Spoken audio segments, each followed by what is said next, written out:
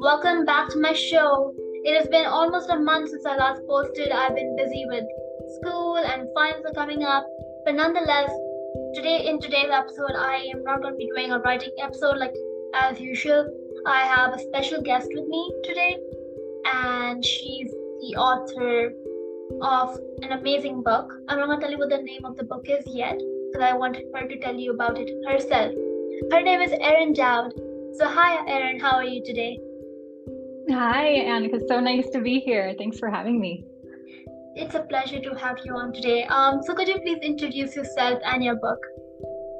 Yeah, absolutely. So my book is called ShipShape, and it is a middle grade novel. It's a mystery story, and it has three main characters, Ben, Ellie, and Nate, and they notice some strange things going on around their school. And so they decide to dig a little deeper and find out what's going on. The teachers start acting strange. They have a new principal who no one's ever seen before. And they go on this wild adventure to save their teacher through underground tunnels, and there's robots involved. So it's a lot of fun. And there's lots of twists and turns and cliffhangers, and yeah, it's a lot of fun. And it's my first book. It was published in August, but prior to being an author, I was a teacher for many years, and I still love to visit schools and spend time with kids and get people excited about reading. And so I'm really excited to be here on this podcast with you today. That sounds amazing. I feel like your experience as a teacher is probably really important here, right? Because as like an author or as a writer, you really need to have connection with your readers. And since your book is a middle grade book, it reaches the audience easily because you already have like a base or an audience which is already like from their range. Now, everyone listening out there, middle grade does not mean that you have to be within the range of 8 to 12. It just means that it's the targeted audience. So even if you are a teenager, you can still read it if you like books that have robots and mystery involved. Because I, for one, I'm a teenager, but I still love books with robots and mysteries and fantasies and all those things involved.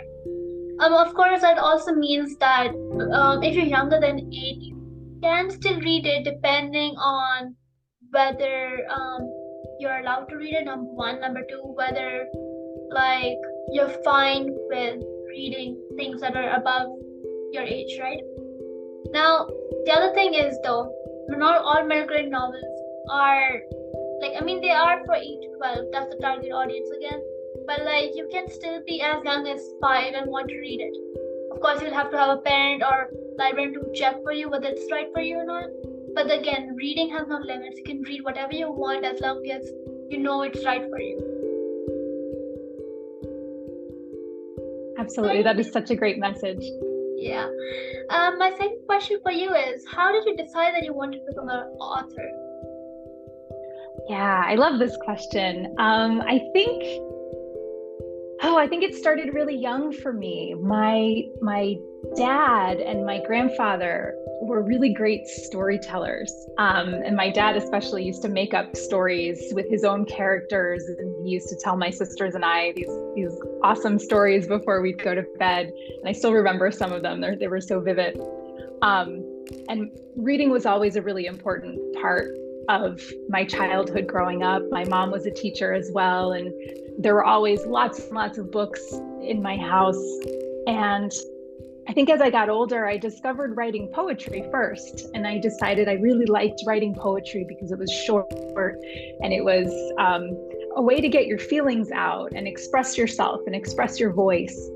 And then as I got older, I really gravitated toward writing because it was a way for me to do lots of things. Like if I would go on a trip, for example, to another place, I would write down all the experiences I had. And I liked coming up with characters and different things like that. And when I was a teacher, one of my favorite things to teach was writing. And I loved helping my students find their voices as they were writing. And so when I left teaching, I just thought, this is my time to get some of those thoughts out and to see if I could actually write a book. And it's nice that I'm talking to you in November because November is National Novel Writing Month, right? And I wrote the first draft of ShipShape during National Novel Writing Month many, many years ago.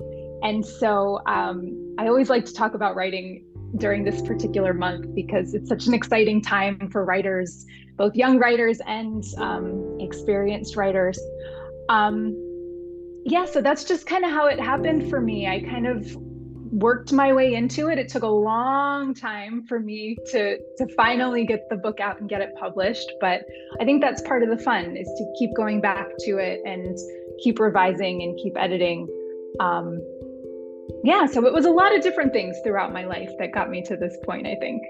I feel like what you said probably resonates with a lot of people out here who are listening, especially if you are not a young writer. I mean, I know that this podcast is dedicated mainly towards young writers, but if you're an adult listening to this, I feel like if you are listening to this probably means that you're listening to this for your siblings, or like, not for your siblings, for your kids, or for someone who has a person in their family who's a young writer. But if you're listening to this because you are interested as a writer and understanding how the brain of a teenager or how the brain of a child works, to understand what kind of books you need to write to engage the audience you're working for, right? So I feel like what you said, like you were wanting to become a writer since a very young age. You started with poetry. I feel like poetry is something that everyone starts off with, or at least in some point in their life, especially now during this time. Many schools have started enforcing English classes just for poetry. Like they have a whole unit just for poetry. And I feel like starting young, starting with poetry, or even just like writing something, be it a song or a poem or a story or basically anything, you're basically just starting off on a magical journey, which potentially could lead you to having one book published, two books published, or even just like winning a competition or just writing in general. I mean, like, writing is like a path that you decide to choose where you want to go. You could either go on the writing path where it's just like technical writing, right? It could be like writing grants and writing all of those kind of stuff, or you could be doing writing as in like writing books and stories or songs. Because I know a bunch of people who are out there who write songs. Some write movies, some write grants, as I said earlier, and they all like love what they're doing. So everyone else out there who's listening to this episode right now, I would like to tell you that it's never too late to start writing, and if as soon as you write, you're basically already on the first step of success to becoming an author. Yeah, absolutely. Just starting, I think, is the hardest part sometimes. Once you get started, you have momentum and you can keep going, but it's that first step that can be scary. But I love to tell students and other people that I work with that your first draft is usually pretty bad, and that's okay. All authors go through that. You write your first draft and it's not that good, but that's why you go back to it and you revise it and you edit and you keep getting better. Because that's the wonderful thing too, is that you can always get better. Like there is no, best writer. There's a lot of best writers. There's a lot of people doing really amazing work. So there can always be improvement. And I think that's one of the exciting things about it. Definitely. I mean, you cannot edit a blank page unless there's something on it. So just like looking at the blank page and being like, I'm going to conquer this and I'm going to actually put something on, it's just something you need to have in mind when actually writing. Because I know it's like when you see a blank canvas or a blank page, you're like, how am I going to fill this? I have so many ideas. Which ones do I put? Which ones do I not put? And then it becomes like a whole thing and your mind is full of chaos on deciding which one you want to do, right? So it's just a matter of deciding which ones you want to be told first or which ones you really love. Like, for example, if the story's been boiling up or getting created in your mind for about 5 years, and then all of a sudden this new idea comes, you probably pick up the one which is 5 years into thinking, right? Because you have been more experienced with that topic. That also makes me come to the next point, which is that You don't have to be experienced with the topic you're doing, right? Because in fantasy, if you think about fantasy, you cannot really be experienced with fantasy unless, of course, you are someone who studies historical creatures or something like that, which I don't know whether it exists or not, but if it does, that's pretty cool. But I think that just like reading is enough. Reading, researching, reading other people's books, as I said earlier, just like getting the experience through those kind of things would also help instead of just like actually getting hands-on experiences. Yes, absolutely. The more you read, the better writer you're going to be, I think. Because then you get the experience, you get the idea on how you can do this, like how you can write. For example, if you're writing a fantasy, you could just be like reading fantasy books and also maybe reading mystery books as well, or reading. Basically, main thing is that you should basically be reading widely.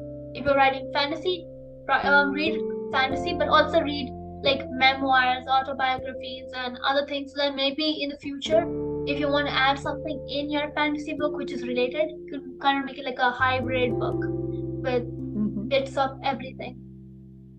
So that actually makes me come to my next question for you.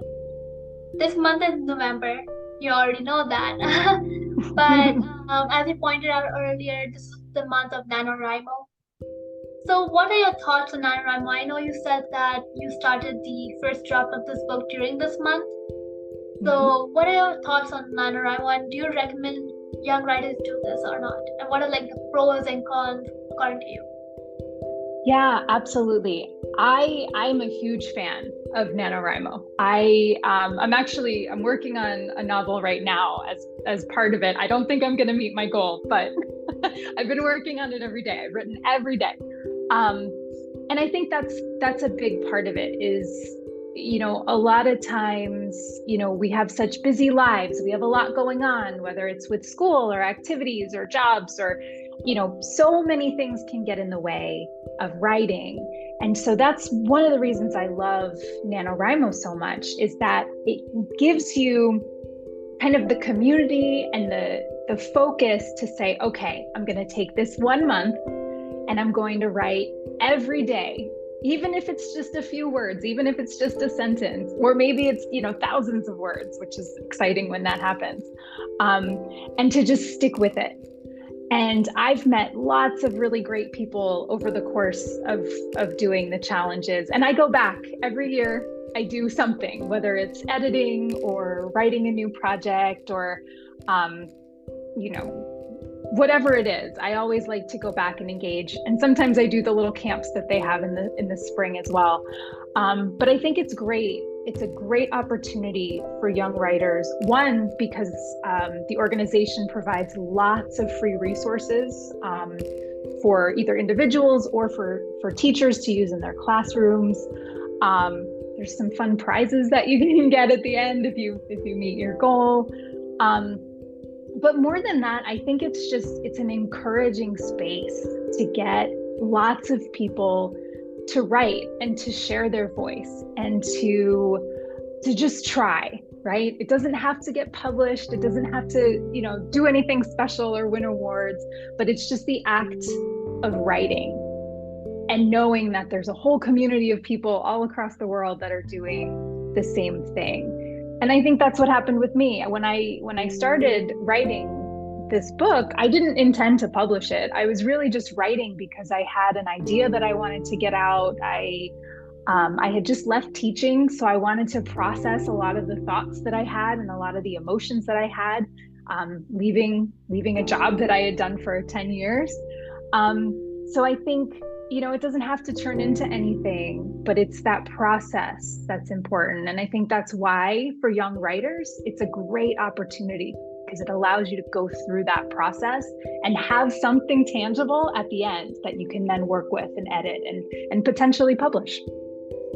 Definitely. According to me, again, what you said was actually very true. I mean, I've been using NaNoWrimo as well. I started off on the smaller base. I think it's called YWM, which is like the Young NaNoWrimo website, and then I graduated from that and then moved on to the actual website.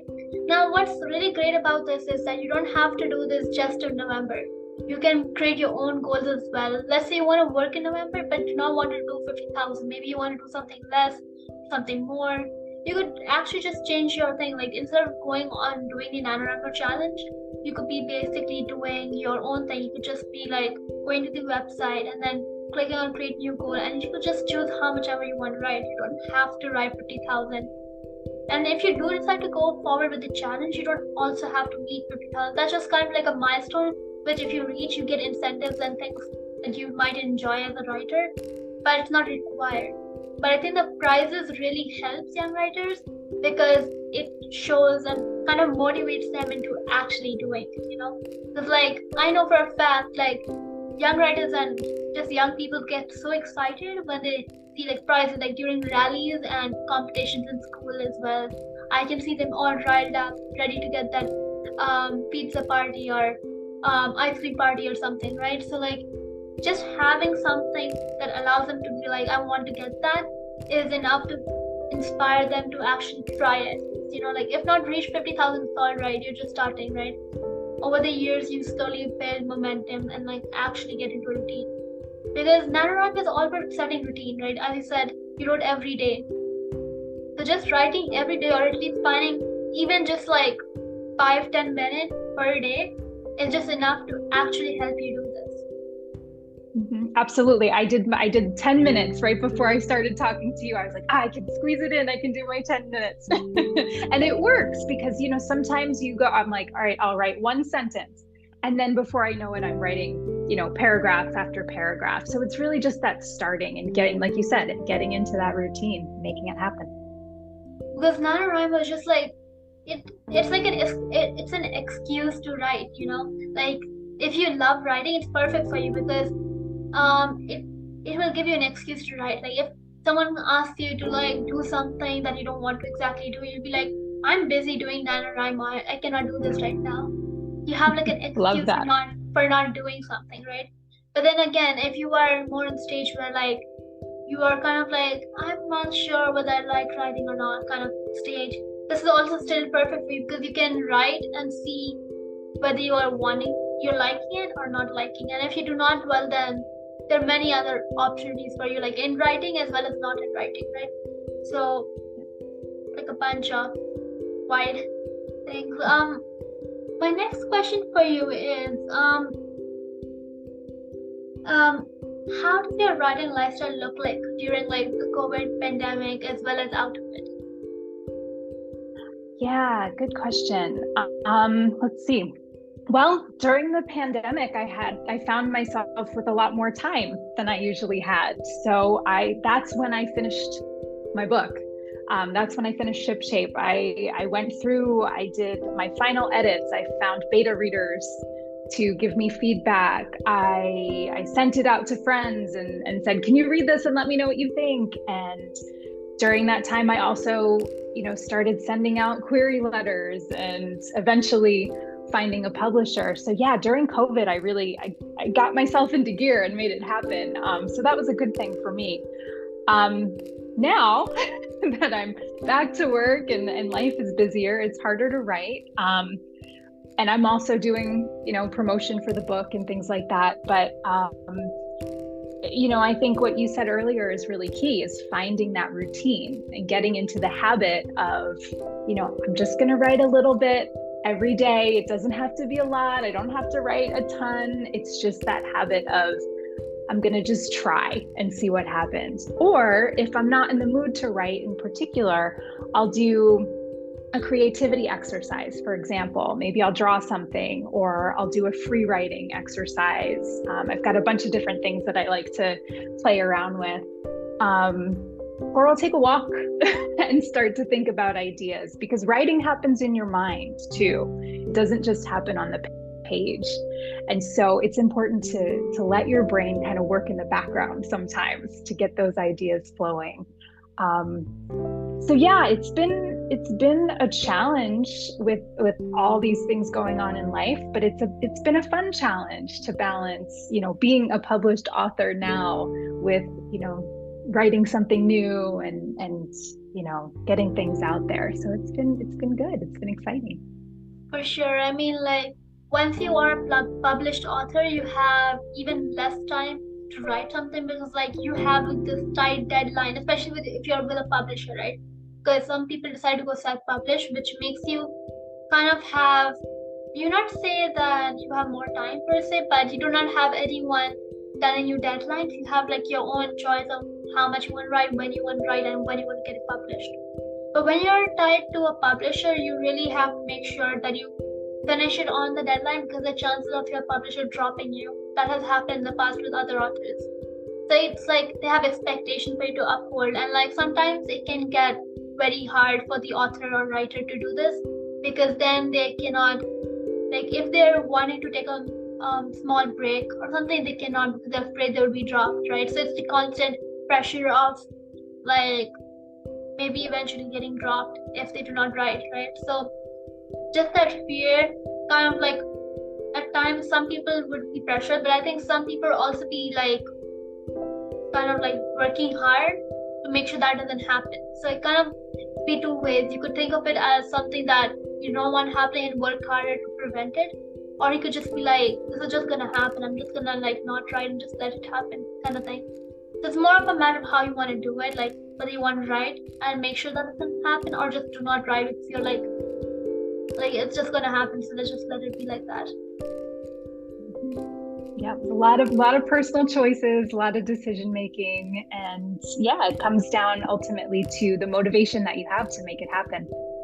Yeah, it's also a matter of fact of how much you love writing, how much you want to make this stay like a long-term thing. Like if you just did it because you wanted the money, or you just did it because you wanted the fame or the fortune or whatever, then well, it's probably not a good reason. You need to have like the internal motivation or the internal like feeling of actually wanting to write, not because of the money, not because of the fame, but because you actually want to do it. Absolutely. And with your readers in mind too, helping people connect with what you're writing and, helping in some way. The dream, I think, for me as a writer is to have someone read my book and have it impact their life in some way. And, maybe that motivates them to read more, or maybe it motivates them to do something else out in the world. Like that to me is the dream. I want kids and whoever reads the book to get something out of it and have it be impactful. Definitely. I mean, that's, I think, the dream for every author out there, right? They want to get their book come in the hands of someone who gets inspired or impacted in a positive manner, which makes them want to read more, number one, or just like, I don't know, improve on something they've been working on, right? So just like they wanted to impact someone's life in a positive manner. Yep. And absolutely. like, yeah. My last question for you is, this is kind of like a fun question. So anyone over here who kind of like likes fun trivial kind of questions. Well, I mean, this is not a trivia question, but it's like a fun movie, TV show kind of question. So anyways, the question is, which movie or TV show would you like to be part of? Okay, this is fun. I don't watch a ton of movies. I don't watch a ton of TV. But so the first two things that pop into my head are like very strange. But if it was a movie, I would love to be part of Harry Potter. Because that would just be so fun to go to Hogwarts and have a wand and do magic and just be around that whole thing. But then if it was a TV show, I would want to be on the Great British Baking Show, even though I'm not British and I'm not a good baker, but I think it would be a really fun thing to do, would be on like a cooking show of some type. So yeah, I love that question because it makes you think about things in a little bit of a different way. But yeah, I think those would be my choices. Those two are really good choices. For Harry Potter, which role would you want? Like, what kind of role would you like if you were in that? So I think I would probably be a Ravenclaw. I would be in that house. And I think I'd want to work with the magical creatures. I'd want to like figure out how to, work with the dragons and and the different. Kind of like partnering up with Hagrid. Yes, he's the best. Loved him. So I think that would be fun. Yeah, definitely. So anyone out here who does not understand what we're talking about, Harry Potter is also an amazing book which you should definitely check out. So this is the end of the episode. Thank you, Erin, so much for being here on the show today. Yeah, thank you so much. This was so much fun talking to you. I appreciate it. I had a great time too. So everyone, I'll be putting Erin's website along with topics we discussed in the show notes, and you can definitely check that out. Also, Erin on Erin's website, she also puts prompts and exercises which you can do. It's in like these resources areas. You can definitely check those out as well. So yeah, that's pretty much it. So I hope you all enjoyed and learned something new today. And keep reading, keep writing. I'll see you all. Well, next week I won't be having an episode, but the week after I'll be having an episode again. So anyways, have a great day everyone, and I'll see you all next time. Bye guys.